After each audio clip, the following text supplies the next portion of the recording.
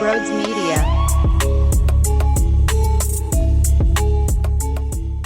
What is going on, everybody? Welcome on into Sports Talk with Broads. So, the Flyers lose 6 straight games. They played 7 games now. They've lost 6 straight. Not for 1 second am I taking any sort of positive out of their loss in Washington. Sure. Did they fight hard? Yes. Were they a Morgan Frost wrap around the way from maybe tying that puppy up? Sure. Let me lay it out to you this way, though. The Washington Capitals on Tuesday night came into your building and kicked your ass. And due to the way the schedule was lined up, you get an opportunity one day later on a second half of a back-to-back to go into their barn and respond. You fell down 4-0. You can't pick up sticks. Zamula sucks. Fedotov, while he wasn't my biggest problem, I didn't love the second goal. He gets beat on a breakaway, but that's a problem with the team that you're falling asleep, and here's the Capitals getting a breakaway seconds after they just scored. There's a minute and 30 seconds in between each of these goals, and then before you know it, the game slips away from you. You can't chase these games down 4-0. So, sure, you didn't roll over and die, but why are you even in that position to begin with? Why? Why can't you pick up sticks when the shots are coming through from the point? Why? Why can't you bury Delorier in the post when you're sitting there 5 inches away from a goal? I know the dude's a meathead, but come on! I feel bad for Matvei Michkov. I feel bad for him that he's got to look around that bench and go, I got to play with these guys. They can't score 5-on-5. And the weird part is, we thought the fix last year was if they had a below average power play instead of the worst power play my eyes have ever seen. If they had a below average power play, that's the difference in making the playoffs or not, because in what world were they even that close with the 12% peeper? Well, now they have one unit, thanks to Michkov, that can actually produce, and they look worse. Would I like more production out of Michkov 5-on-5? Yes. His goals are coming on the man advantage. The pass to TK, he ends up sniping it short side. That's all good stuff. 2-point night for the Russian. 7 points, 7 games. Can't be really upset about what is going on with him. But wow. How I find it so foolish that there are some trying to take pride in the way the game ended. Well, at least they battled in the last 2 periods. First off, Washington sucks. They are not good. Why are you digging yourself a grave in the first period? Guess what? When you're up 4 goals, take a little pressure off. Whether you should or shouldn't, there's pressure that you take off. You're up 4-0 against a team like the Flyers, who clearly barely have it in them. I'm sorry, I can't take any positives out of this. Another loss.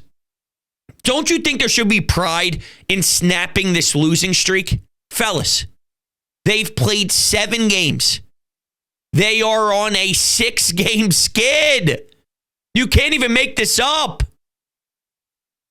And one argument that I constantly hear, and I kind of just said it, but more tongue-in-cheek, was the talent on the team sucks and they don't have a lot of center depth, and that's a problem. And I mean, I'll relay this message that I said previously. Nobody believed they were going to win the Stanley Cup. I also didn't think that they'd be on a 6-game losing streak 7 games into the season. While they may not have center depth and talent to win a Stanley Cup, Sean Couturier, Morgan Frost, Scott Lawton, they thought Poehling was good enough to sign him. And, hey, we like what Poehling brings. Bottom 6, fourth line center. You did a lot of damage with him last year. Now all of a sudden you can't do any damage with him in that role. You got Noah Cates. I'm just talking center depth-wise. That's good enough to not lose 6 straight games and get blown out by the Capitals at home. Or to get exposed by the Capitals when you go to their place the next night. You're losing 4 rep. And what happens, too, is it happens so quickly. When the fans of the other team start screaming, they're getting loud.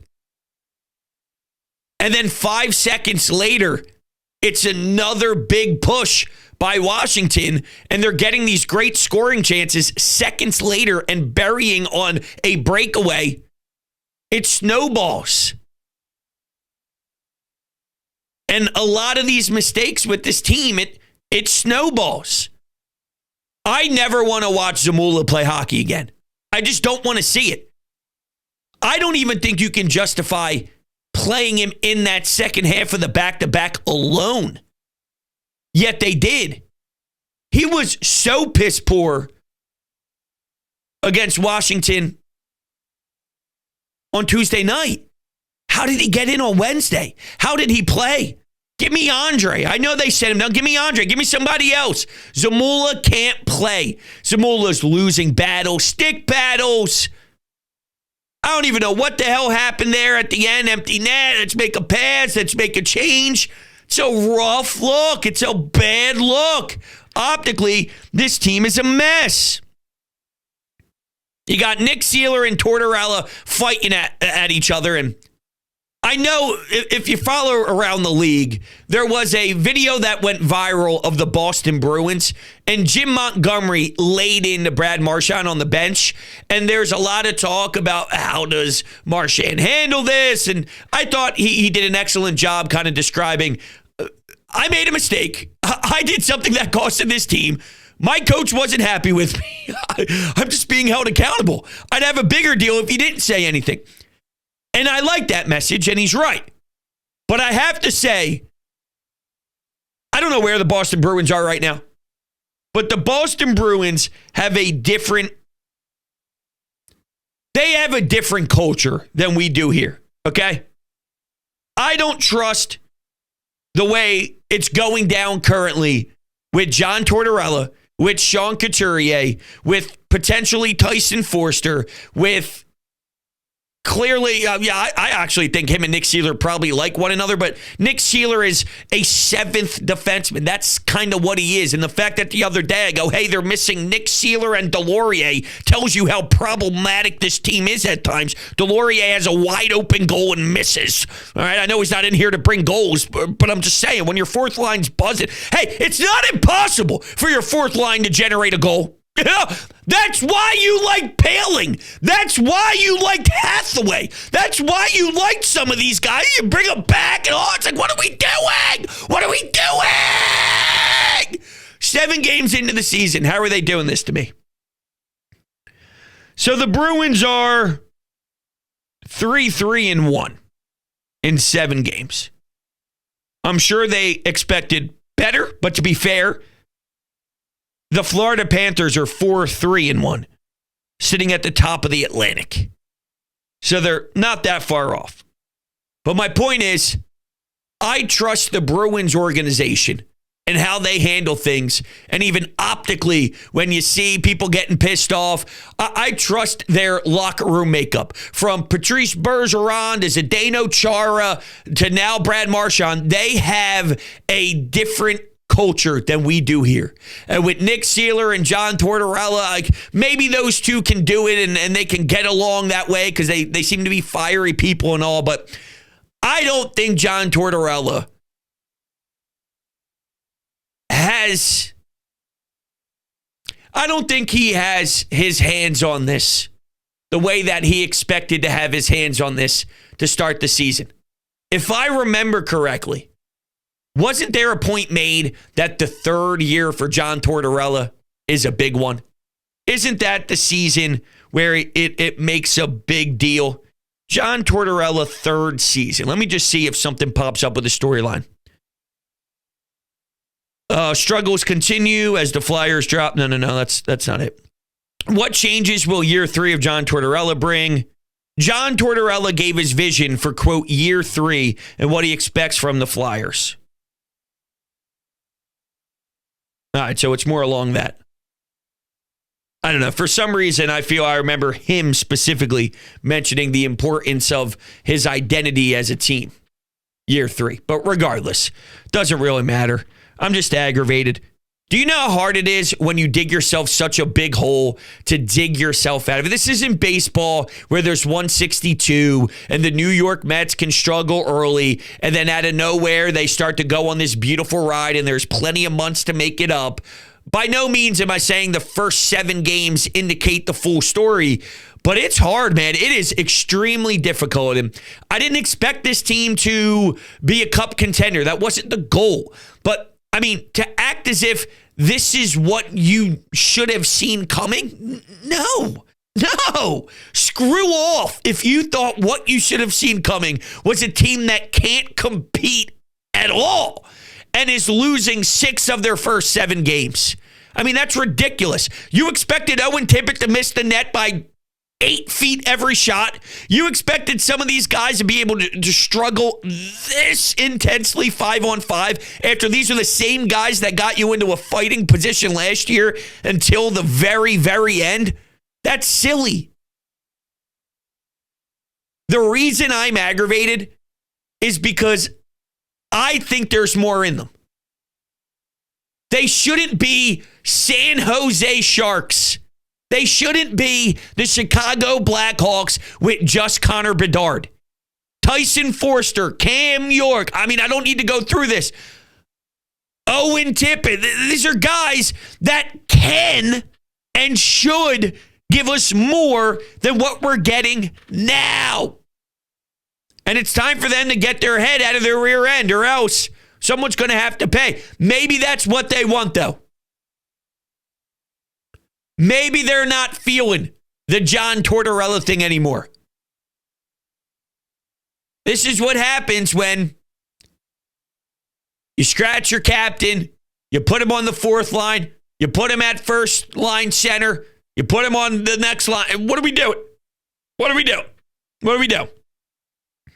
We have to create a brand. You can't create a brand when you're throwing things at the wall every second, seeing if something else works without giving it a chance for the original thought to work. You're just not even giving it a chance to work. But damn, Morgan Frost, that wraparound was there. There were a few sequences where they played their best hockey, I thought, against the Caps.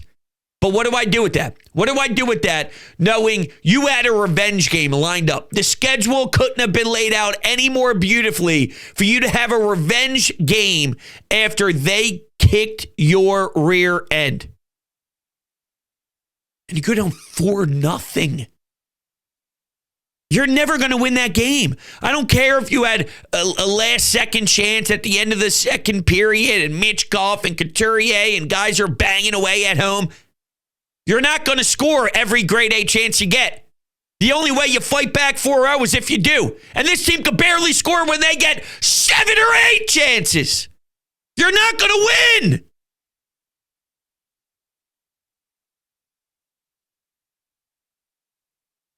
Are they going to improve just because this isn't really who they are and you'll have it even out? I don't know. They should be able to beat Minnesota. They can't play inspired, though. They couldn't get revved up to score a goal at home against Vancouver for the home opener. What do you think is going to transpire against the Wild on Saturday? So you got the Wild 1 p.m. Saturday, little afternoon delight. A back-to-back Sunday 7 p.m. against the Habs.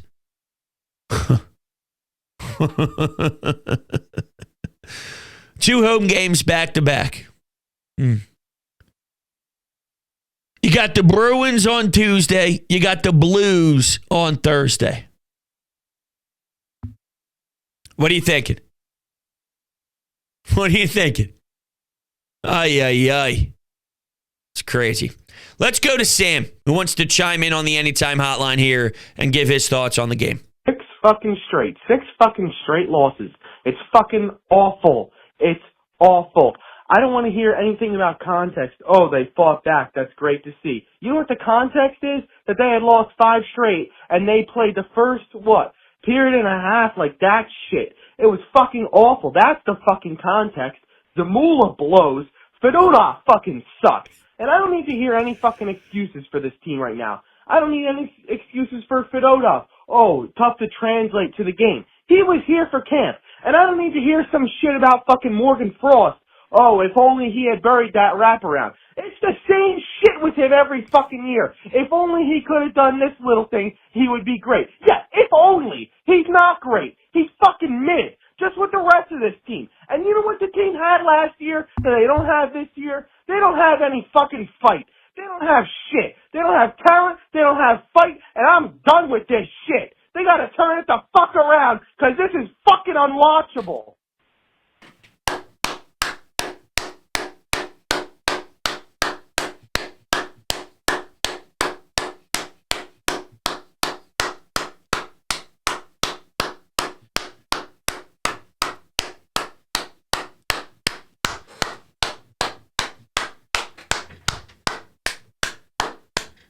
Wow.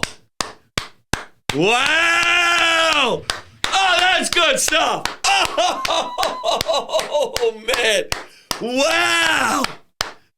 Unbelievable. Unbelievable. I mean, wow. Wow. That was good. That was good. Is that what I sound like?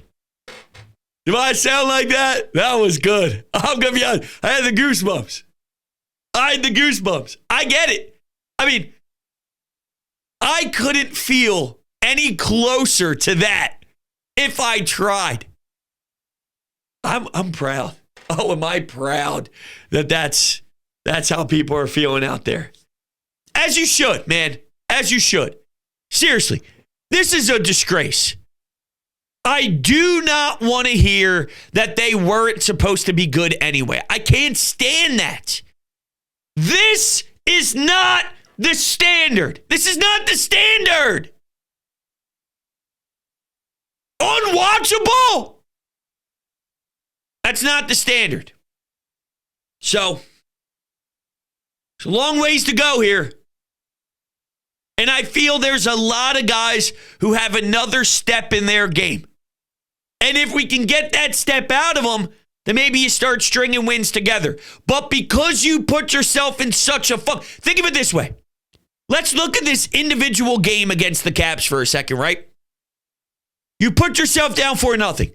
Think about how hard you had to work to get yourself to lose.